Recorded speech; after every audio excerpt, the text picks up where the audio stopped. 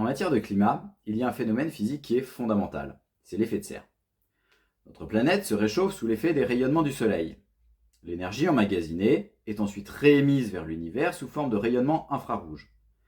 Si la Terre n'avait pas d'atmosphère ou qu'elle avait une atmosphère qui ne contienne pas de gaz à effet de serre, l'ensemble de cette énergie serait dissipée dans l'univers et la température moyenne à la surface de la Terre serait d'environ moins 19 degrés Celsius.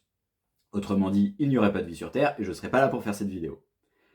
Heureusement pour nous, la Terre a une atmosphère, ce qui nous permet de respirer, et cette atmosphère contient certains gaz dits à effet de serre qui ont la capacité d'absorber une partie de ces rayonnements infrarouges et d'en réémettre dans toutes les directions, y compris vers le sol, ce qui permet d'avoir une température moyenne de la basse atmosphère d'une quinzaine de degrés Celsius, propice à la vie sur Terre.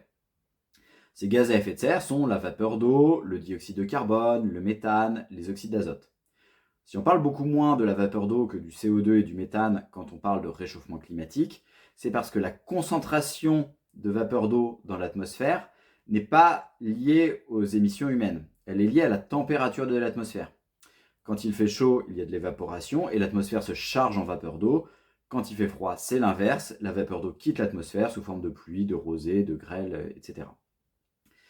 Un problème émerge quand la concentration de gaz à effet de serre dans l'atmosphère augmente, ce qui augmente l'effet de serre, donc la quantité d'énergie emmagasinée dans l'atmosphère. Et cela entraîne tout un tas de conséquences, par exemple des variations des précipitations, plus à certains endroits, moins à d'autres, donc des variations des rendements agricoles et de la capacité des territoires à nourrir leur population.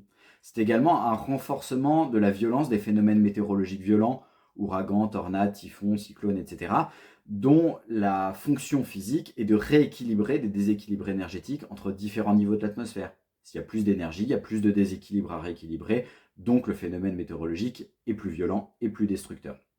Le réchauffement climatique est donc lié à cette augmentation de la concentration de gaz à effet de serre dans l'atmosphère et il a de très nombreuses conséquences sur les écosystèmes et sur notre environnement.